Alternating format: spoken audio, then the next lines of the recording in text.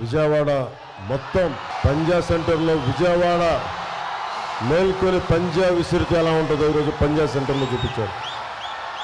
మొత్తం ఈ మన పంజా సెంటర్లో మేడల పైన ఉన్న ఆడపడుచులు, పెద్దలు, దారి పొడవుతో ముస్లిం సోదరులు, ముస్లిం సోదరీమణులు ఆ మధ్యల నుంచి మేడల నుంచి ఒక్కొక్కరు చెయ్యూపుతూ ఉన్నారు. నాకు అందరూ కనిపిస్తూ ఉన్నారు. మీ ఒక్కొక్కరికి, ప్రతి ఒక్కరికి వెంకటదుర్గ భవానీ టెక్స్టైల్స్ మీకు, ఆ పైన బోర్డు పైన మీకు వెంకటేశ్వర స్వామి పటం, ఆ పక్కన దేవుడి పటంతో నా ఫోటో ఆయన ఆశీస్సులు ఇస్తున్నట్టుగా ఉన్న మీకు, మన కృష్ణవేణి అనుకుంటుంది మార్కెట్ దానికున్న ఆ బిల్డింగ్ పైన ఉన్న ప్రతి ఒక్కరికి, ఈ మూల నుంచి మనకి డీలో ఉన్న మీకు, ప్రతి ఒక్కరికి, ఆ సందులో ఉన్న మీకు, ఇక్కడి నుంచి ఆ కళ వరకు, ఆ చివరి వరకు జనసందోహంతో నిండిపోయిన ప్రతి ఒక్కరికి, మా అన్నదమ్ములకి, మా ఆడపడుచులకి, మా అక్క చెల్లెలకి, ప్రతి ఒక్కరికి పేరు పేరున నా హృదయపూర్వక నమస్కారం. వెనక ఉండిపోయి నేను కనిపించట్లేదు, పెద్ద మనసు మీరు నన్ను క్షమించాలి. మీకు నా హృదయపూర్వక నమస్కారం. విజయవాడ అనగానే చాలాసార్లు చెప్పాను. వంగవీటి రంగా గారి ఆయన పేరు ప్రస్తావించకుండా అన్ని సామాజిక వర్గాల అభిమాన నాయకులు, వారి అబ్బాయి నా సోదరుడు వంగవీటి రాధా ఏమో ఈ మధ్యన పాలిటిక్స్ మీద కన్నెర చేశాడు. ఈ మధ్యన అలిగాడు, ఈ మధ్యన పాలిటిక్స్ మీద, రాజకీయాల మీద అలిగిన వ్యక్తిని ఫస్ట్ టైం నేను ఈయన చూస్తా ఉన్నా. ఎన్నిసార్లు గడ్డం పట్టుకుని రానన్న రామ్మ అంటే ఎండే మాట. నా పార్టీలో కొద్ది కనీసం ఉండు, విజయవాడ ప్రజలకి అవసరం, నాన్నగారి వారసత్వాన్ని ముందుకు తీసుకెళ్ళాలి, అది చాలా చాలా అవసరం. అండగా నిలబడ్డ వ్యక్తి. సరే, ఏ పరిస్థితులు అయితే ఫైనల్గా మొత్తం జూలు దులుపుకొని బయటకు వచ్చాడు. ఈ రోజున దాక్కుని ఉన్నాడు కింద వ్యాన్లో, వారాయి కింద.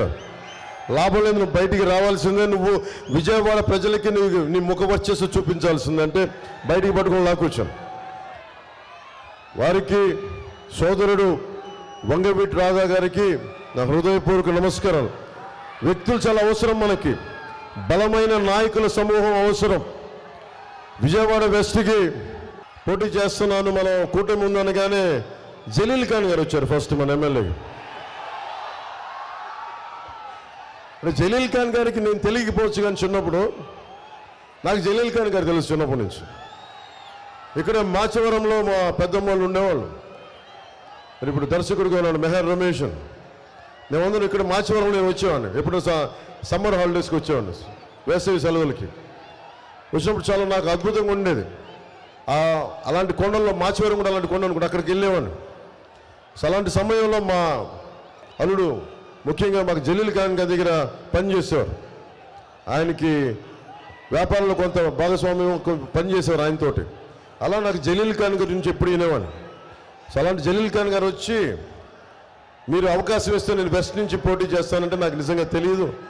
కూటమి అన్ని కూర్చొని, పెద్దలందరూ కూర్చొని మాట్లాడాలి. అలాంటిది జలీల్ ఖాన్ గారికి మనసు ఇప్పి నేను జనసేనలోకి వస్తానంటే మనస్ఫూర్తిగా రోజున ఒకటే చెప్పాను, జనసేనగా మీరు టీడీపీలో ఉన్న, జనసేనలో ఉన్న మనందరం అన్ని పార్టీల ఐక్యతతో పనిచేస్తున్నాం. నిజంగా భవిష్యత్తు, మీ భవిష్యత్తుని మేము అండగా చూసుకుంటాం, మీకు అండగా ఉంటామని ఆ రోజు మనసిప్పి ఈరోజు మద్దతు తెలుపుతున్నందుకు ముఖ్యంగా మొట్టమొదటిగా జలీల్ ఖాన్ గారికి నా హృదయపూర్వక నమస్కారాలు, హృదయపూర్వక ధన్యవాదాలు. జిల్లా రాష్ట్ర ఆర్గనైజింగ్ కార్యదర్శి ఎంఎస్ బైక్ గారికి నా హృదయపూర్వక నమస్కారాలు. సో ఎంఎస్ బైక్ గారికి నా హృదయపూర్వక నమస్కారం. మీకు పోయినసారి తెలుసు విజయవాడ వెస్ట్కి వచ్చినప్పుడు ఎంత బలమైన నాకు స్పందన వచ్చిందో. ఈసారి కూటమి తీసుకున్నప్పుడు ఇది జనసేన స్థానం అని మనం కన్ఫర్మ్ అయ్యి పొత్తులో మనకి రావాల్సిన నియోజకవర్గం అయినప్పటికీ నన్ను భారతీయ జనతా అధినాయకత్వం ఒకటి అడిగింది, నేను ఎందుకు ఈ సీటు కూడా త్యాగం చేయాల్సి వచ్చింది, జన సైనికులకి, వీర మహిళలకి, జనసేన మద్దతుదారులకి నేను వివరణ ఇవ్వాలి. నన్ను అధినాయకత్వం ఒకటి అడిగాను ఇన్ని సంవత్సరాల నుంచి. 2014లో ఆ రోజున జనసేన, టీడీపీ, జనసేన, భారతీయ జనతా పార్టీ ఎలా కలిసి వెళ్ళినాయో అరాచక పాలన అయిపోయింది. అమ్మవారి ఉత్సవ విగ్రహాలను తీసుకెళ్లే రథాలు వెండి సింహాలు పోతే కాల్మనీలో కూర్చొని అరెస్ట్ అయిన వ్యక్తుల్ని దుర్గాదేవి గుడికి చైర్మన్గా పెట్టారు. ఏదైనా మాట్లాడితే బెదిరిస్తారు. ఉన్న ఎమ్మెల్యే బెదిరిస్తాడు. ఈ కంటికి దెబ్బ తగిలితే ఈ కంటికి ప్లాస్టర్ వేసుకునే వ్యక్తులు మనకి వాళ్ళ నాటకాలకి ఒకటో రెండో, వాళ్ళ నాయకుడి దెబ్బ తగిలితే ఆ రాయి అంటే విచిత్రంగా ఇటు పడితే ఈయనకెళ్ళి అది ఇటు తిరిగి అటు తిరిగి 360 డిగ్రీ తిరిగి ఇటు తగిలిందంట. దానికి పాపం చాలా బాధపడుతున్నారు. ఇలా కన్ను కొడితే ఇలా చాలా పెడితే. నేను సినిమాలో కూడా అంత నటన నా వల్ల కాదు, నేను అంత పెర్ఫార్మెన్స్ నేను చేయలేదు. కానీ Oscar level performance. Road show చేస్తూ ఉంటే ఒకటే అనిపించింది, ఎంత దుర్గంధం ఉంది మన డ్రైనేజ్ వ్యవస్థలో, అంత దుర్గంధం ఉంది. రోజు నేను ఒక్కసారి రావడానికి అంత దుర్గంధాన్ని అనుభవిస్తూ ఉంటే రోడ్డు సైడ్ షాపులుండి, తినుబండారాల కేంద్రాలుండి ఎలా దుర్గంధంలో మన విజయవాడ ముఖ్యంగా మనకి నియోజకవర్గాలు ఇబ్బందిగా ఉంటాయని నాకు బాధిస్తుంది. నేను మీకు మాటిస్తున్నాను, కూటమి ప్రభుత్వం రాగానే మన డ్రైనేజ్ ఫెసిలిటీని అన్నిటినీ బాగు చేసే బాధ్యత మన కూటమి ప్రభుత్వం తీసుకుంటుంది. చూడటానికి అల్లంత దూరాన మనకి కొండల మీద ఉన్నాయి, చూడటానికి చాలా అద్భుతంగా ఉంది చూడటానికి నైట్ టైం. కానీ లోపలికి వెళ్తే ఎంత బాధ ఉంటుందో, రోడ్లు ఉండవు, వ్యవస్థలు సరిగ్గా ఉండవు. అలాంటిది ప్రత్యేకించి కొండల మీద ఉన్న వాళ్ళందరికీ ఒక ప్రత్యేకమైన సమస్య ఉంది, ఆరోగ్య సమస్య. చాలామందికి పక్షవాతం వస్తూ ఉంది. నేను మీకు మాటిస్తున్నాను, విజయవాడ పశ్చిమ నియోజకవర్గ అన్నదమ్ములందరికీ ఏదైతే ఉద్దానం లాంటి సమస్య ఏదైతే ఉందో, మనకి ఉద్దానంలో కిడ్నీ సమస్య, మన పశ్చిమ నియోజకవర్గం ముఖ్యంగా కొండ ప్రాంతాల్లో ఉన్న అందరికీ ప్రత్యేకించి పక్షవాతం వస్తుందని దాని మీద దృష్టిలో ఉంది నాకు. దాని మీద నేను సరైన ఆరోగ్యకరమైన దాన్ని రీసెర్చ్ చేయాలి. దాన్ని ఎందుకు ప్రత్యేకంగా వస్తున్నాయి దాని మీద గుర్తించి పరిష్కార మార్గాన్ని కనుక్కొని మీరు ఆరోగ్యంగా ఉండేలాగా మేమందరం కృషి చేస్తాం. మీకు విజయవాడ ఈస్ట్ మన అమ్మిశెట్టి వాసు ఉన్నారు. అతను ఎలాంటి పుట్టినరోజు జరుపుకుంటే మొత్తం విజయవాడ అంతా కదిలి వచ్చేస్తుంది. నా ముందు చాలా మర్యాదగా ఉంటాడు, దూరంగా తిరుగుతుంటాడు. కానీ లోపల ఒక టన్ను శక్తి ఉన్నవాడు, టన్నుల శక్తి, అగ్నిగోళం పెరుగుతూ ఉంటుంది. అమ్మిశెట్టి వాసుకి నిలబడే నాయకుడు. భవిష్యత్తులో విజయవాడకి బలంగా ఉండే జనసేన నాయకుల్లో బలమైన వ్యక్తి. ఈస్ట్లో బాధ్యతలు అప్పగిస్తే గద్దె రామ్మోహన్ రావు గారు సిట్టింగ్ ఎమ్మెల్యే, వారి కోసం వాసు మనం ఆయనకి ఇవ్వాలి అంటే ఒక్క మాట మాట్లాడాల. అన్నా నువ్వు చెప్పన్నా నీ మాట నేను వింటాను అంతే చెప్పి మనస్ఫూర్తిగా ఈ రోజున కూటమికి గద్దె రామ్మోహన్ రావు గారి కోసం విజయవాడ తూర్పు నియోజకవర్గం నుంచి గద్దె రామ్మోహన్ రావు గారు సిట్టింగ్ ఎమ్మెల్యే పోటీ చేసిన ఆయనకి అండగా నిలబడ్డాడు. అమ్మిశెట్టి వాసుకి మన విజయవాడ ప్రజలందరి తరపున, జనసేన పార్టీ తరపున నువ్వు ఇంత అండగా కూటమికి నిలబడినందుకు మనస్ఫూర్తిగా నా హృదయపూర్వక కృతజ్ఞతలు వాసు నీకు. అలాగే దారి పొడవునా విజయవాడ సెంట్రల్ పోయినసారి పోటీ చేశారు 2014లో మన బోండా ఉమా గారు, వారికి నా హృదయపూర్వక నమస్కారం. ఆడూరి శ్రీరామ్ గారికి ఎన్టీఆర్ జిల్లా బీజేపీ అధ్యక్షులు, వారికి నా హృదయపూర్వక నమస్కారం. Nagul Meera TDP ex police housing chairman గారికి, బుడ్డా వెంకన్న గారికి, వారందరికీ నా హృదయపూర్వక నమస్కారం. ప్రత్యేకించి ఇందాక నేను చెప్పిన విజయవాడ పశ్చిమ నియోజకవర్గం జనసేన ఇచ్చేసిన తర్వాత నన్ను ఒకటి రిక్వెస్ట్ చేశారు. నేను ఒకటే అడిగాను, ఆంధ్రప్రదేశ్ని అరాచక పాలన నుంచి బయటపడేయండి, గూండాల పాలన నుంచి బయటపడేయండి, ఈ కంటికి దెబ్బ తగిలితే ఈ కంటికి నటించే వాళ్ళ నుంచి పాలన నుంచి బయటపడేయండి, మాట్లాడితే బూతులు తిట్టే వాళ్ళ నుంచి ఈ రాష్ట్రాన్ని పరిరక్షించండి, ఆడబిడ్డలు మాయమైపోతే 30,000 మంది వారి గురించి మాట్లాడని ఈ ప్రజాప్రతినిధుల నుంచి కాపాడండి ఆంధ్ర రాష్ట్రాన్ని. 3 సంవత్సరాలు నిరంతరంగా ఆంధ్రప్రదేశ్ కష్టాలని చెప్తే కేంద్ర నాయకత్వం అందరూ కూర్చొని, పెద్దలందరూ కూర్చొని నువ్వు చెప్పింది సబబు, మేము కూటమిలోకి వస్తున్నాం, జనసేనకి తెలుగుదేశం పార్టీకి మేము అండగా ఉంటాం, తద్వారా మేము 5 కోట్ల మంది ప్రజలకి మేము అండగా ఉంటామని నాకు పెద్దలందరూ చెప్తే ఈరోజు నేను మీకు ముందు చెప్పినప్పుడు ఎవరు నమ్మలా. నరేంద్ర మోదీ గారు నిన్న పీలేరులో చెప్పారు, అరాచక పాలన నేలకు తీసుకొస్తాం, వాళ్ళని ఆకాశంలో ఎగురుతున్నారు, వాళ్ళందరినీ నేలకు తీసుకొస్తాం చాలా బలంగా చెప్పారు. సో నరేంద్ర మోదీ గారు వీళ్ళంత పెద్దలు వారందరూ కూడా విజయవాడ ఈయనకి బలంగా నిలబడ్డ వ్యక్తి సుజనా చౌదరి గారు. ఈయనకి రాష్ట్ర విభజన జరిగినప్పటి నుంచి ఆయన రాష్ట్ర హితం కోసం పాటుపడుతూ ఉన్నారు. అవన్నీ కూర్చొని ఒకసారి అడిగారు, మాకు విజయవాడలో అభివృద్ధి కావాలి, ఎందుకు విజయవాడ పశ్చిమ ఇచ్చాం, ఎందుకు ఇచ్చామంటే ఒకటే అడిగారు, మీకు అమరావతి రాజధాని కావాలా వద్దా అన్నారు. కావాలి సార్ అంటే మన అమరావతి రాజధానికి భారతీయ జనతా పార్టీ ప్రాతినిధ్యం లేకపోతే అసెంబ్లీలో మాకు బలం కావాలి. ఆల్రెడీ ఒకవైపు గద్దె రామ్మోహన్ రావు గారు ఉన్నారు, ఇలా అందరూ నియోజకవర్గాలు ఉండిపోయినాయి. నేను ఒక్కనే ఏం చేశాను, బైబిల్ సూక్తుంటుంది ఎదిగే కొద్దీ ఒదిగి ఉండాలని, అంటే నిన్ను తగ్గించుకుంటే హెచ్చింపబడినని అని నేను సైజుగా తగ్గించుకున్నాను. కానీ పార్టీ పరంగా మీ అందరి గుండెల్లో ఎంత పెరిగానో నాకు తెలుసు. అది బైబిల్ సూక్తం ఒకటి చిన్నప్పుడు మా టీచర్ చెప్పేది, మా సౌరీస్ టీచర్, తగ్గించుకునేవాడు హెచ్చింపబడిన బైబిల్ సూక్తి నాకు చాలా బలంగా ఉండిపోయింది. అలాగే మన సోదరుడు రాధా చెప్తున్నాడు, తమ్ముడు రాధా, ఎక్కడ తగ్గించారు అని అంటూ ఉన్నారు. గుండెల్లో మొత్తం 175 నియోజకవర్గాల్లో మీరు బలంగా మన జన సైనికులు, వీర మహిళలు, జనసేన మద్దతుదారులు అండగా నిలబడ్డారని. ఒక్కరా ఇద్దరా 10 మంది అని కాదు, ఒక అణువుకి మనం విచ్ఛేదం చేస్తే అణు విస్ఫోటనమే వస్తాయి. అంటే మనం 10 మంది 25 మంది 21 మంది అని కాదు, ఒక్కళ్ళున్నా 21 మంది ఉన్నా ఎంత సాధించగలం, ఎంత పోరాడగలం అని.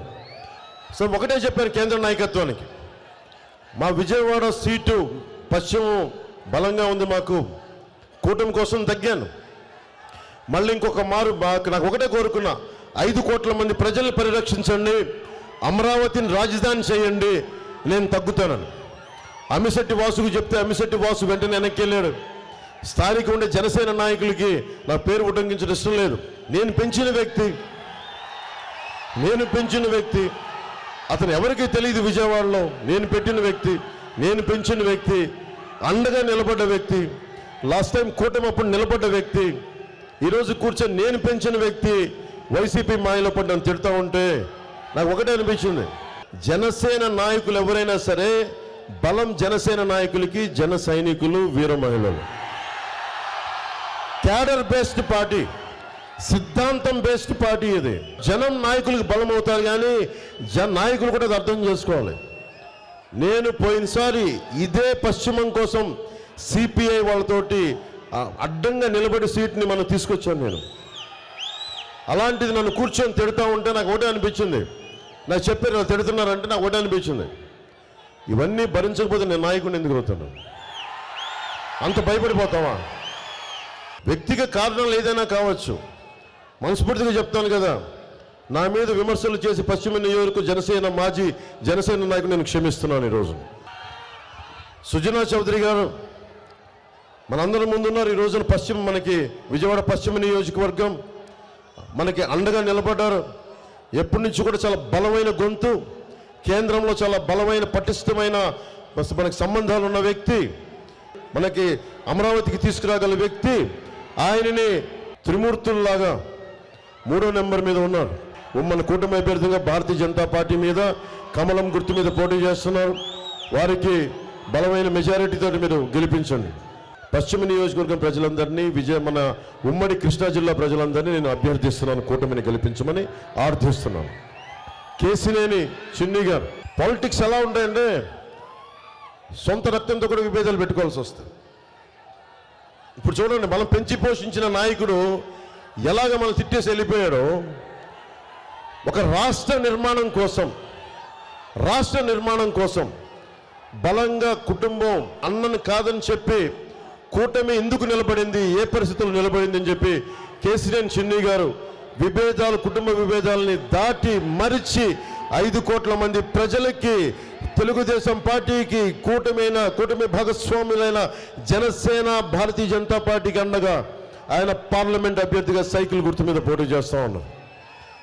దమ్మున్న వ్యక్తి. ఒకటే చెప్పారు, నేను మీకు అండగా నిలబడతాను, పార్టీలకు అండగా నిలబడతాను. అన్నిటికీ మించి రాష్ట్ర క్షేమం కోసం విజయవాడ పార్లమెంటు బాగోగులు నేను చూసుకుంటాను, ఆ భవిష్యత్తును నాకు బలంగా చూసుకుంటానని ఆయన మాట్లాడితే సంపూర్ణంగా ఆయనకి కూటమి తెలుగుదేశం పార్టీ వారికి అండగా నిలబడింది. జనసేన పార్టీ తరపు నుంచి నేను ఆయనకి అండగా నిలబడి ఈ రోజున మీ ఓట్లు ఆర్థించడానికి వచ్చాను. ఓటు మటుకు చాలా చాలా బాధ్యతతో వేయాలి. మీ భవిష్యత్తు ఇది. మేము కింద పడతాం, మీద పడతాం, దెబ్బలు తింటాం, నాకేంటి సరదా చెప్పండి. పాలిటిక్స్లో నాకేంటి సరదా చెప్పండి. బలమైన వృత్తి ఉంది, నాకు గుండెల్లో పెట్టుకుని హారతులు తీసేంత ప్రేమాభిమానం ఉంది, ఎక్కడికి వెళ్ళినా పూల వర్షంతో కురిపించే ప్రేమాభిమానం ఉంది. దేనికి చేశానంటే మన కళ్ళ ముందు తప్పులు జరుగుతూ ఉంటే ప్రజాస్వామ్యం విలువ మనకు తెలీదు. ప్రజాస్వామ్యం కోసం ఈ దేశం స్వాతంత్ర్యం కోసం ఎంతమంది చనిపోయారో, లక్షలాది మంది చనిపోయారు. మనందరికీ పాఠాలు చెప్పారు, స్కూల్స్లో పాఠాలు చెప్తారు. నేను ఆ పాఠాలను మర్చిపోలా, గుండెలో పెట్టుకున్నా. సినిమా గొప్ప కెరీర్ ఇచ్చినా, కోట్లాది రూపాయలు డబ్బులు ఇచ్చినా నాకు సంతృప్తి రాలా. మన కష్టాల కోసం నిలబడితే నాకు వచ్చినంత బలం, నాకు వచ్చినంత సంతృప్తి, ఖుషి లాంటి 10 హిట్లు వచ్చినా కానీ నాకు ఆనందం కలదు. అక్కడెక్కడో ఉన్న ఆ మేడం, మనకి ఆ కొండల పైన ఉన్న మనకి ఇంకా పట్టాలు రాని వారి కోసం, పట్టాల కోసం పనిచేస్తే నాకు ఆనందంగా ఉంటుంది. ఇవన్నీ ఎందుకు చెప్తున్నానంటే మన కష్టాల కోసం వచ్చాను. అమరావతి రైతులు, ఇదే ముఖ్యమంత్రి అమరావతి రైతుల కోసం ఏం చేశాడు? 35,000 ఎకరాలు అంటే నేను చెప్పాను, ఇంకా చిన్న రాజధాని కట్టుకుందాం, ఇంక్రిమెంటల్గా పెంచుకుందామన్నా, కానీ ఇతను ముందుకొచ్చి ప్రతిపక్ష నాయకుడిగా ఉండి 55,000 ఎకరాలు కావాలి, 55,000 ఎకరాలు కావాలండి, 33 కాదండి, 35 కాదండి అని చెప్పి చాలా కథలు చెప్పాడు. ఇలా ఏం చేశాడు? వచ్చిన తర్వాత నమ్మించి ఏం చేశాడు? 3 రాజధానులు అని చెప్పాడు. అంటే మీరు ఆలోచించండి, నాయకులు ఇచ్చే మాట.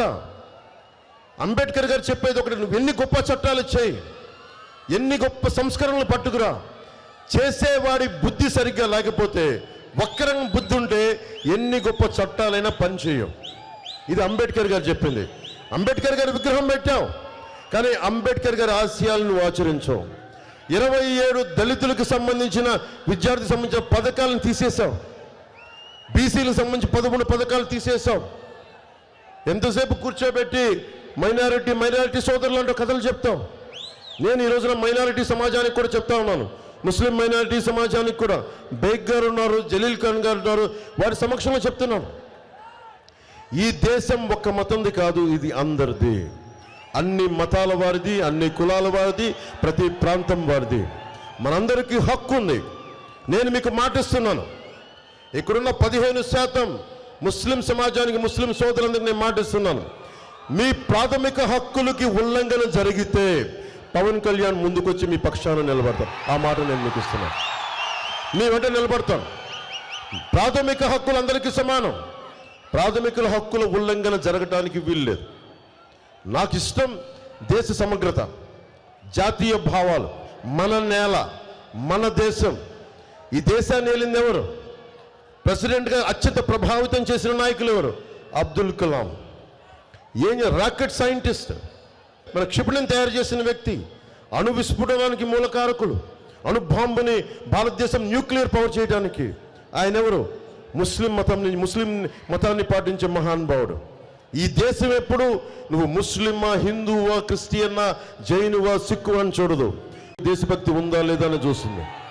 అలాంటి గొప్ప దేశం ఇది. అలాంటి గొప్ప దేశాన్ని కొంతమంది ఇబ్బంది కలిగజేస్తారు, భయపెడతారు. మనకి జగన్ చెప్తా ఉన్నాడు, మేము మైనారిటీలు భద్రతగా ఉండరు, జాగ్రత్త కథలు చెప్తా ఉన్నాడు. నేను మీకు మాటిస్తున్నా, మేమెవ్వరం కూడా ఓట్ బ్యాంక్ పాలిటిక్స్ చెయ్యం. నిజంగా ఈ దేశ క్షేమాన్ని ఆలోచించేవాడు ఎవరైనా సరే అన్ని మతాలు, అన్ని కులాలు బాగుండాలని కోరుకుంటాడు, కానీ ఇది బాగుండాలని ఎవరు కోరుకోరు. ప్రధానమంత్రి గారు కూడా మీకు ఏం తెలుసు, హజ్ యాత్రకి సౌదీ ప్రిన్స్తో మాట్లాడి ఎక్కువ పెంచిన సంఖ్య బలం పెంచారు. హజ్ యాత్రకి భారతదేశం ముస్లింలకి ఎక్కువ కావాలి, మీరు ఇవ్వండి అంటే హజ్ యాత్రకి ఎక్కువ మందికి ముస్లింలకి భారతదేశం నుంచి వెళ్ళేలాగా అవకాశం కల్పించారు. దాదాపు 18 లక్షలు అత్యధికంగా మనకి కూర్చోబెట్టి ముస్లిమ్స్కి స్కాలర్షిప్స్ ఇచ్చిన వ్యక్తి ప్రధానమంత్రి మోదీ గారు. నేను మీకు చెప్తున్నాను, బలంగా ఉందాం, మీకోసం ముఖ్యంగా మైనారిటీ సమాజానికి చెప్తా ఉన్నాను, మీకు అండగా ఉంటాం. ముస్లిం సమాజానికి, ముస్లిం సోదరులకి, ముస్లిం సోదరీమణులకి కూటమి మేనిఫెస్టో చాలా బలంగా చేసింది.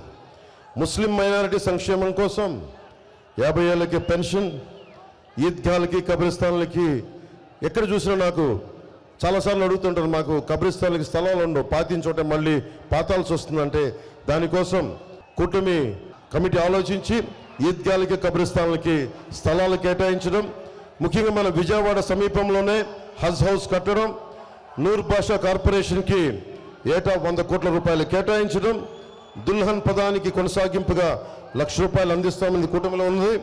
అలాగే మైనారిటీ ఫైనాన్స్ కార్పొరేషన్ ద్వారా 5 లక్షలు వడ్డీ లేని రుణాలు ఇవ్వటం అనేది ముఖ్యంగా మన కూటమి ప్రభుత్వం తీసుకున్న మేనిఫెస్టో నిర్ణయాలు. ముఖ్యంగా ఇక్కడ ఉన్న యువతకి మీకు ఎన్ని ఉద్యోగాలు కల్పించింది ప్రభుత్వం? వైసీపీ ప్రభుత్వం ఎన్ని ఉద్యోగాలు కల్పించింది? మీ ఆశ ఏముంటుంది చెప్పండి. ఏమ్మా మీరు వ్యాన్లో ఉన్నారు, అక్కడ కూర్చున్నారు, మీరు బిడ్డలను పెట్టుకొని వచ్చారు, మీరు ఎందుకు వచ్చింటారు? మార్పు కావాలనే కదా మీరందరూ వచ్చింది. మార్పు కావాలి. మార్పు ఎలా వస్తుంది? నిలబడే నాయకులు ఉన్నప్పుడు మార్పు వస్తుంది. నిలబడే నాయకులు ఉన్నప్పుడు అందరూ మీరు వచ్చి మద్దతు తెలుపుతారు. మీకోసం ఒకటే చెప్తున్నాను, లా అండ్ ఆర్డర్ ఎంత దిగజారిపోయింది.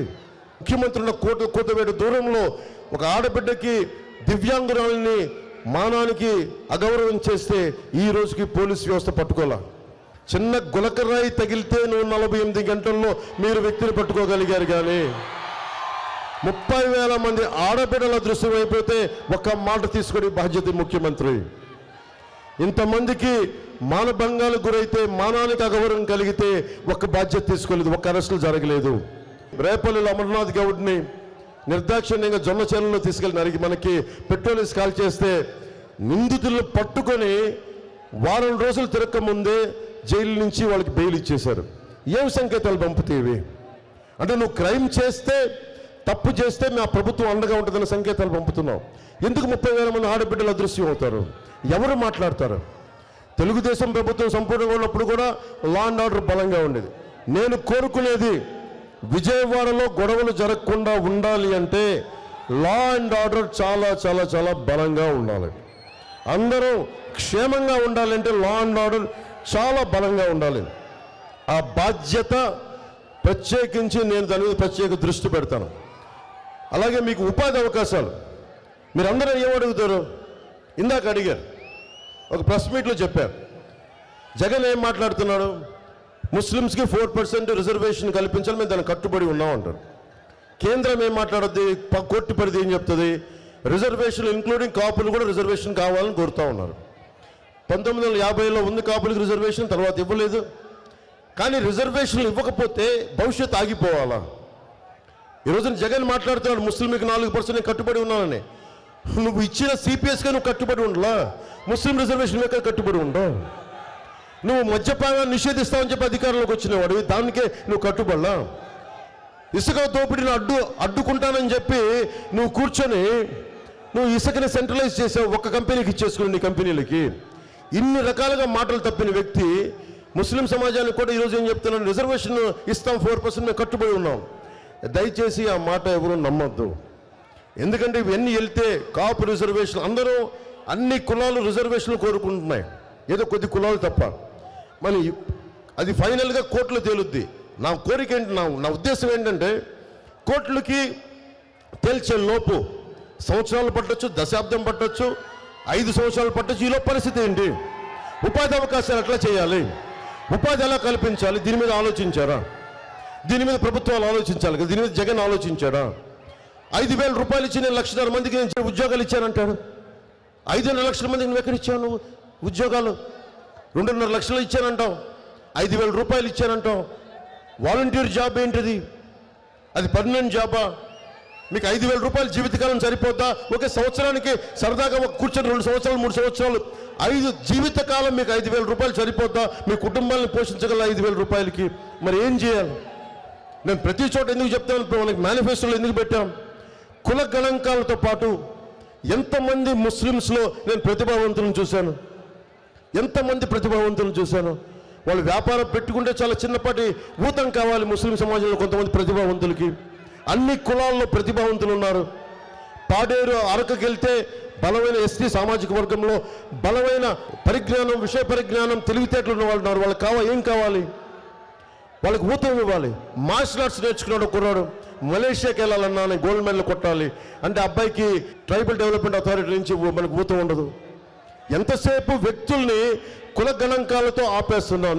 నేను కోరుకుంటుంది ప్రతిభా గణాంకాలు కావాలి. ఇక్కడున్న యువకుడున్నాడు, నీకేం కావాలి, నీకేం అవ్వాలనుంది? 22 ఏళ్ల వరకు నాకే తెలియదు ఏమవ్వాలో నాకే తెలీదు. చిరంజీవి గారు లాంటి ఒక అన్నయ్య ఉన్నాడు, ఆయన అడిగాడు కనీసం ఏదైనా ప్రయత్నం చేయాలి. నా అవసరం మేరకు ప్రయత్నం చేశాను, అవసరం మేరకు ప్రయత్నం చేశాను, కుదిరింది. కానీ అడిగేవాడు ఎవడు, నేర్పించేవాళ్ళు ఎవరు? నేను కోరుకుంటుంది కూటమి ప్రభుత్వం మీకు పెద్దన్న పాత్ర వహించాలి. చిరంజీవి గారు నాకు ఎలా పెద్దన్న పాత్ర వహించారో కూటమి ప్రభుత్వం, కూటమి నాయకులందరూ మన యువతకి పెద్దన్న పాత్ర వహించాలి. ఈరోజు మీరు ముస్లిమా, హిందువా, క్రిస్టియనా, నువ్వు అణగారిన కులమా, లేదా ఎస్సీయా, ఎస్టీయా, నాకు ఇవి తెలియదు. అన్ని కులాలలో ఉండే యువతకి, అన్ని మతాల్లో ఉండే యువతకి ప్రతిభని బయటకు తీయాలి, సమర్థతని బయటకు తీయాలి. మీలో ఒక అబ్దుల్ కలాం ఉన్నాడు, లేదంటే మీరు 10,000 25,000 సంపాదించే ఇంకో 25,000 ఉపాధి కల్పించే సత్తా ఉందేమో ఎవరికి తెలుసు? ఈ రోజున భవిష్యత్తులో 2047 ఇండియా సూపర్ పవర్ కావాలి అంటే మన యువతకి ఒక స్కిల్ సెట్ సరిపోదు. మీరు ఒక స్కిల్ సెట్ సరిపోదు, ఒక నైపుణ్యం సరిపోదు, 4-5 నైపుణ్యాలు కావాలి, 4-5 స్కిల్ సెట్స్ కావాలి. ఎవడు నేర్పిస్తాడు అవన్నీ? ప్రభుత్వం బాధ్యత తీసుకోవాలి. ఆ బాధ్యత, అందుకే నేను మీకు మాటిస్తున్నాను యువతకి, మీకోసం దశాబ్దం అన్ని వదిలి పెంచిన నాయకులు బూతులు తిడుతుంటే నేను భరిస్తా ఉన్నాను. దేనికోసం భరిస్తాను? మీకోసం భరిస్తాను, మీ భవిష్యత్తు కోసం. నేను మీకు మాటిస్తున్నా, మీకోసం మాటిస్తున్నా, మీ భవిష్యత్తు కోసం అహిర్నిశలు ఒళ్ళుంచి నేను పనిచేస్తాను మీకోసం. మీ భవిష్యత్తు కోసం అసెంబ్లీలో మీ గళం వినిపిస్తాను. రోడ్డు మీద చిన్న చిత్తు పేపర్లో నలిగిపోయి పొట్లం విసిరేస్తే దాన్ని పట్టుకొని నేను మాట్లాడతాను. జనవాణి కార్యక్రమం ఎలా వచ్చింది? ముఖ్యమంత్రి ఇంటి విస్తరణకి రోడ్లు వెడల్పు చేస్తే ఉన్న ఇల్లు కూలగొడితే ఒక ఆడబిడ్డ వచ్చి, ఒక చెల్లి వచ్చి, నేను వైసీపీ వాలంటీర్ని, మాకే దిక్కు లేదని ఇల్లు కొట్టేశారు, ప్రత్యామ్నాయం చూపించలేదంటే అమ్మాయి నాకు కంప్లైంట్ చేసిన 3వ రోజు 4వ రోజు బెదిరింపులు స్టార్ట్ చేశారు. వాళ్ళ అన్నయ్యకి బెదిరింపులు ఇచ్చారు, చంపేస్తామని చెప్పారు. ఏం జరిగింది అంటే 1 నెల రోజుల తర్వాత ఆ అమ్మాయి వచ్చి మళ్ళీ చాలామంది ఇట్లా ఇంత జనం ఉంటే పార్టీ ఆఫీస్ దగ్గర అన్న ఇట్లా మాట్లాడితే తీసుకున్నాను. నాకు గుర్తుంది, అమ్మాయి చెప్పమ్మా నీ పేరు ఏంటని. ఎందుకని పేపర్ తీసుకుంటే, అన్న ఒకసారి నీతో మాట్లాడాలి 5 నిమిషాలంటే వచ్చి నా దగ్గరికి ఏం చెప్పింది, అన్న ఆ రోజు నీ దగ్గరికి వచ్చి చెప్పాను కదన్నా, చెప్తే మా అన్న కనిపించట్లేదన్నా, మొన్న వారం రోజుల క్రితం మా అన్నని శవమై తిరిగి వచ్చాడన్న, ఒక ట్రైలర్ ఆటోలో పట్టుకొచ్చారన్న మా అన్నని. ఏం జరిగిందమ్మా అన్న ఆ రోజు నీకు వచ్చి కంప్లైంట్ చేయగానే చాలా బెదిరింపు కాల్స్ వచ్చినాయి అన్న, మా అన్నని బెదిరించారన్న. సాయంత్రం సండేకి వెళ్ళి ఆదివారం అన్న రోజున ఆదివారం ఇంటికి వెళ్ళి చేపలు కొనుక్కొస్తానని మార్కెట్కి వెళ్ళాడన్న, ఇంటికి రాలేదన్న. మధ్యాహ్నం రాలేదన్న, సాయంత్రం రాలేదు. నెక్స్ట్ డే 24 గంటల తర్వాత నేను ఒంగోలుకి వెళ్ళిపోయానని ఫోన్ చేశాడు. ఎందుకు వెళ్ళిపోయావు అన్నయ్య? వాళ్ళ అన్నయ్య అమ్మాయి అడిగితే నేను చెప్తానులే అంటాడు. 72 గంటల తర్వాత అబ్బాయి శవమై ట్రైలర్లో పట్టుకొచ్చి వదిలేసి వెళ్ళిపోయారు. అమ్మాయి భయపడిపోయింది, తల్లి, ఆ బిడ్డ, వాళ్ళ అన్నయ్య. అన్నను చంపేశారు. పోలీసులు దాని మీద రెస్పాన్స్ ఇవ్వలేదు. నేను మాట్లాడితేనేమో తెలుసు కదా ప్రభుత్వం ఎలా ఉంటుందో, దాని మీద ఖాతరు చేయలేదు. నేను చెప్తున్నాను మీకు, ఆ కేసు తిరిగి రీఓపెన్ చేయిస్తాను. ఆ బిడ్డ ఏడుపు నేను మర్చిపోలేను, ఆ చెల్లెలు ఏడుపు నేను మర్చిపోలేను. రీఓపెన్ చేయిస్తాను ఆ కేసు. ఎందుకు చెప్తున్నాను ఈ మాట అంటే, జనవాణి కార్యక్రమం అలా ప్రారంభమైంది. నేను వినటానికి రెడీగా ఉన్నాను.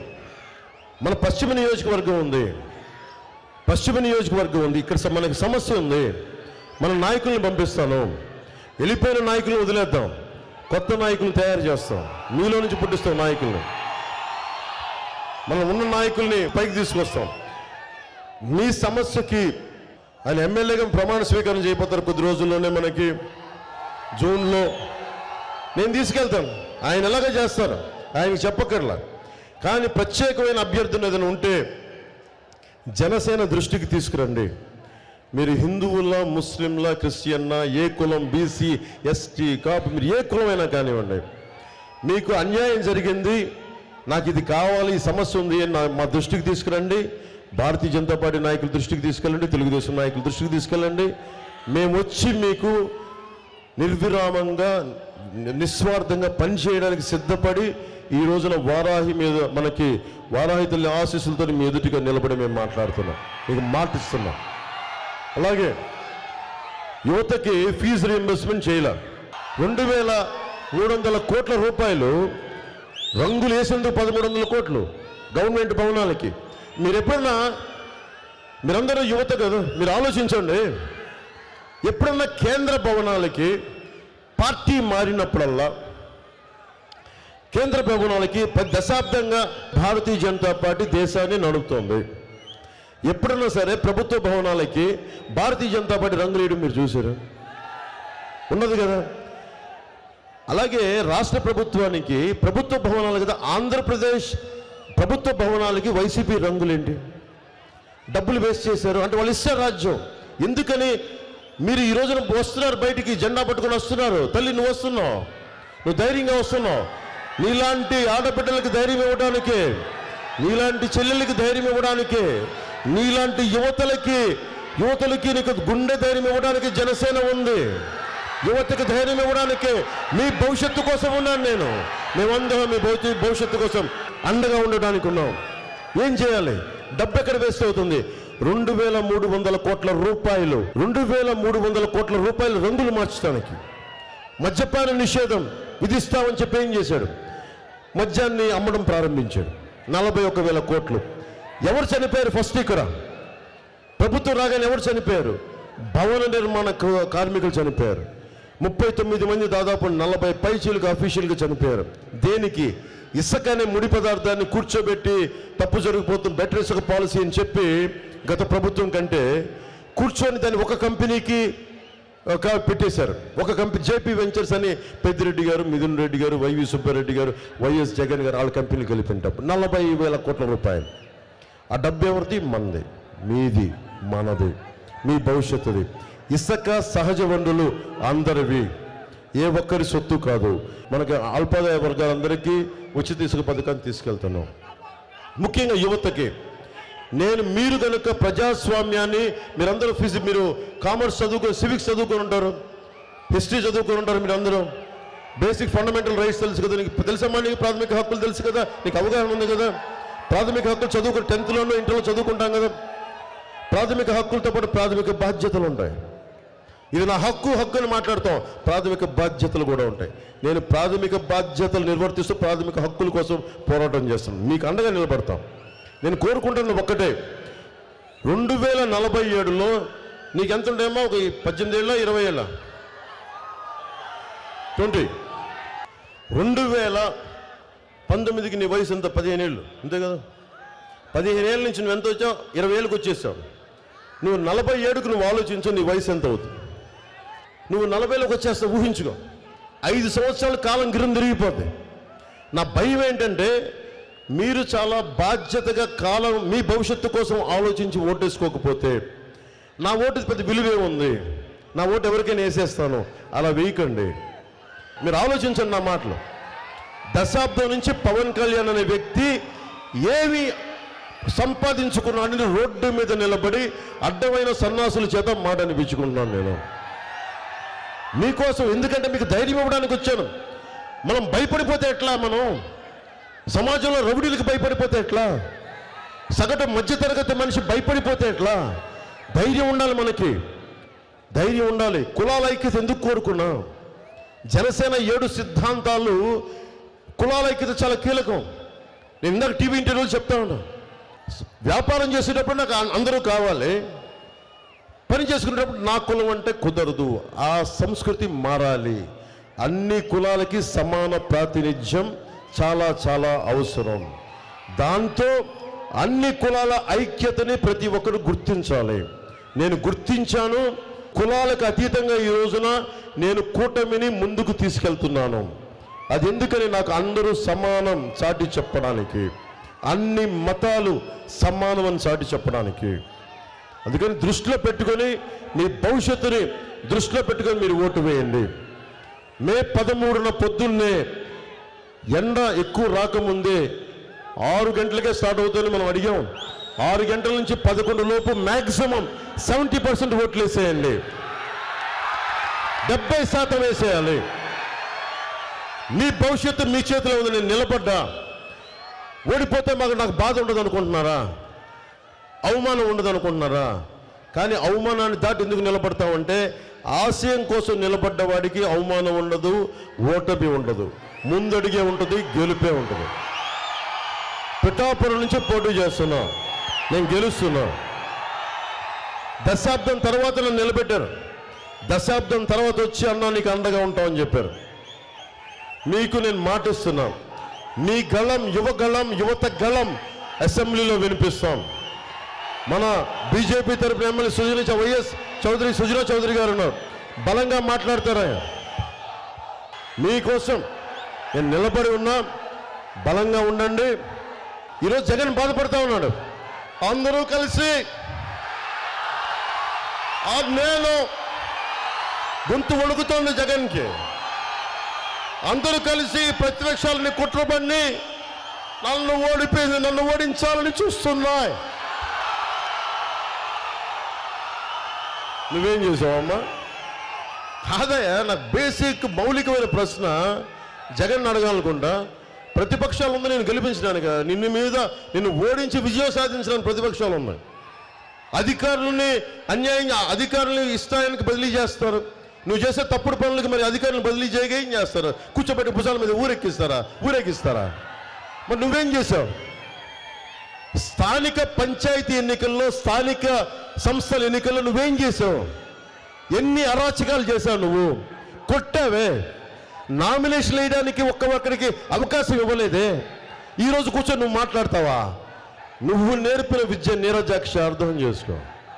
నేను ఒకటే గుర్తుపెట్టుకోండి, నాకు వైఎస్ జగన్ శత్రువు కాదు. సగటు మనిషికి వైసీపీ విజయవాడలో ఉండే వైసీపీ గుండాలకు కూడా చెప్తున్నాను, ఒక్కొక్క వైసీపీ గుండాకి చెప్తున్నాను, మీరు రెచ్చిపోయారు. 5 సంవత్సరాలు నోటికి తాళాలు లేవు. మీకు ముఖ్యమంత్రి సతీమణి లేదు, ఇంట్లో ఉన్న ఆడపడుచడం లేదు, రోడ్డు మీదకి వచ్చిన ఆడపడుచడం లేదు. మీ బూతులు, మీ ఆడబిడ్డల్ని మీరు వేధించిన విధానం, మీరు you have to pay price for it. మిమ్మల్ని స్ట్రీమ్లైన్ చేస్తాం ఖచ్చితంగా. రాజకీయ నాయకుల మాటలకి అందరికీ కూడా నాతో సహా అందరూ చాలా బాధ్యతగా ఉంటాం. నేను బాధ్యతగా ఉంటాం. వైసీపీ నాయకులు పరిధి దాటి మాట్లాడారు, వాళ్ళకి పరిధి అంటే ఏంటో తెలియజేస్తాం. వైసీపీ విజయవాడలో ఉండే వైసీపీ గుండాలకి మీరు రోడ్ల మీదకి వచ్చి మీరు భయపెడదాం అనుకుంటే గుర్తుపెట్టుకోండి, ఇక్కడ ఉన్నది పవన్ కళ్యాణ్, తాట తీసేస్తాడు. గుర్తుపెట్టుకోండి, నేను తెగించి వచ్చా. గుర్తుపెట్టుకోండి, రాజకీయాల్లోకి నీలాగా అక్కడ గనుల్ని దోచేద్దాం, ఇసుక చేసుకుందాం, మద్యం అమ్మదం లేదు. మీరు అడ్డగోలుగా ఉంటే, గతంలో మీరు చాలామంది నాయకులు వచ్చినారు ఇక్కడికి, వైసీపీ గుండాల మటుకు మీరు జాగ్రత్తగా ఒళ్ళు దగ్గర పెట్టుకొని బతకండి. మీరు ఓడిపోతున్నారు. ఓడిన తర్వాత నోళ్ళు అవ్వాకులు చెవ్వాకులు పేర్లు అంటే మీ నోళ్ళని ఎలా కట్టాలో నాకు బాగా తెలుసు, మా కూటమి నాయకులకి బాగా తెలుసు, నారా చంద్రబాబు నాయుడు గారికి బాగా తెలుసు. ఏమి మర్చిపోలా. మీ అందరికీ భవిష్యత్తులో బాగుంటుంది. మీరు చేసిన దానికి సరైన విధి విధానాలతో మీకు తెలియజేస్తాం. అలాగే ఇది ఆఖరి 2 రోజులు. మీ అందరూ మీరు ఒక్కళ్ళు ఓటు వేయడం కాదు, 10 మందిని తీసుకెళ్ళండి. ప్రతి అంశం మీద మాట్లాడండి. ప్రతి అంశం మీద అవగాహన తెలుసుకోండి. ఒకటే చెప్పి ముగిస్తాను. మీరు యువత, ఈ దేశపు కలల ఖనిజాలు మీరు యువత, ఈ దేశపు సంపద మీరు, ఈ దేశపు శక్తి మీరు, ఈ దేశపు ప్రవహించే కరెంటు యువతీ యువకులు. మీ భవిష్యత్తే, మీ భవిష్యత్తే. విద్య, వైద్యం, ఉపాధి, తాగునీరు, సాగునీరు, మౌలిక అవసరాలు, లా అండ్ ఆర్డర్, ఇవన్నిటిని మేము బలంగా తీసుకెళ్తాం, మీకు అండగా నిలబడతాం. ఒకటే తెలియజేసి ఒకటే ముగిస్తాం.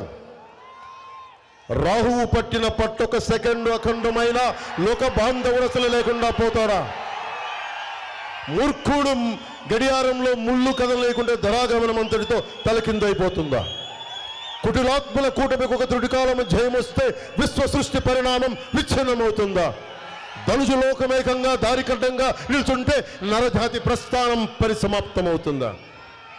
వైసీపీ గుండాలకి జగన్ ఇలాంటి మూర్ఖుల సమూహం, ధూర్తుల సమూహం కూర్చొని 5 కోట్ల మంది ఆంధ్రప్రదేశ్ ప్రజల్ని మేము ఆపుతామంటే రాహువులాగా మీరు ఎంతసేపు ఆపగలరు? ఒక సెకండ్ లేట్ అవుద్దేమో.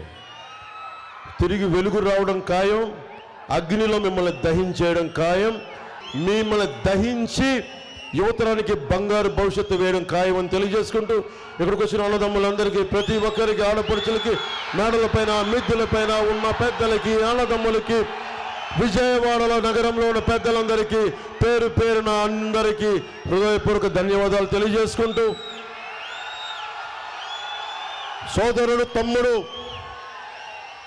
అన్న వంగవీటి రంగా గారి అబ్బాయి వంగవీటి రాధా దాక్కున్నాడు, బయటికి రమ్మన్నా. నువ్వు నాన్నగారు ఏ స్ఫూర్తితో అయితే బలం ఇచ్చారో అంత బలమైన నాయకత్వం నీ గుండెల్లో ఉంది, అది బయటికి తీసుకురా. వైసీపీ నుంచి వచ్చిన ప్రతి ఒక్కరూ, మన రాధాబాబాయ్ కాదు, ప్రతి ఒక్కరూ కూడా ఆత్మ బాలశౌరి గారు కానీ, మన యార్లగడ్డ వెంకట్రావు గారు కానీ, ఎవరైనా సరే వైసీపీ దగ్గర ఆత్మగౌరవం చంపుకోలేక మొట్టమొదటిగా బయటకు వచ్చిన వ్యక్తి వంగవీటి రాధాబాబు. ఆత్మగౌరవాన్ని మనం పెంపొందింపజేస్తాం కూటమి. ఆయన చట్టసభల్లో ఆయన గొంతు వినిపిస్తే ఆయనకి మేమందరం అండగా ఉంటాం. ఆయన తెలియజేసుకుంటూ, కేసీనేని చిన్ని గారు 1వ నెంబర్ మీద పార్లమెంట్ అభ్యర్థిగా పోటీ చేస్తున్నారు, సైకిల్ గుర్తు మీద. భారీ మెజారిటీతో వారిని గెలిపించండి. వైఎస్ సుజనా చౌదరి గారు, వైఎస్ చౌదరి, ఆయన 3వ నెంబర్ మీద కమలం గుర్తు మీద పోటీ చేస్తున్నారు. గద్దె రామ్మోహన్ రావు గారు 3వ నెంబర్ మీద విజయవాడ తూర్పు నుంచి పోటీ చేస్తున్నారు. సో మన ఎక్కడైతే కూటమి అభ్యర్థులు ఉన్నారో, తెలుగుదేశం అభ్యర్థులు ఉంటే, భారతీయ జనతా పార్టీ అభ్యర్థులు ఉన్నా, 175 నియోజకవర్గాలు నేను తిరగలేకపోయాను. మనస్ఫూర్తిగా నన్ను మన్నించండి, క్షమించండి. కానీ సమయం తక్కువైపోవటం వల్ల అందరినీ, అన్ని నియోజకవర్గాల ప్రజల్ని, కూటమిలో ఉన్న అన్ని నియోజకవర్గాల ప్రజలందరికీ కూడా తెలుగుదేశం ఎక్కడ పోటీ చేస్తుందో జనసేన మద్దతుదారులు, జన సైనికులు, జనసేన వీర మహిళలు అందరూ మద్దతు తెలిపి, అలాగే అఖండ విజయం, అఖండ మెజారిటీ వాళ్ళని కోరుకుంటూ, జనసేన ఎక్కడ పోటీ చేస్తుందో అక్కడ తెలుగుదేశం నాయకులు, తెలుగుదేశం కార్యకర్తలు, భారతీయ జనతా పార్టీ నాయకులు, మద్దతుదారులు, మహిళలు అందరూ అండగా ఉన్నారు. ఇదే కొనసాగించమని మనస్ఫూర్తిగా కోరుకుంటూ, ప్రతి ఒక్కరికి పేరు పేరున, వేదిక పైన ఉన్న నాయకులందరికీ పేరు పేరున ధన్యవాదాలు తెలియజేసుకుంటూ, మేడలపైన, మిద్దెలపైన, రోడ్ల మీద అఖండ స్వాగతం పలికిన ఆడపడుచులకి, పెద్దలకి అందరికీ ధన్యవాదాలు తెలియజేసుకుంటూ సెలవు తీసుకున్నాను. జై బీజేపీ, జై టీడీపీ, జై జనసేన, జై హింద్. నినాదం, మన ఎలక్షన్ల నినాదం ఇదే.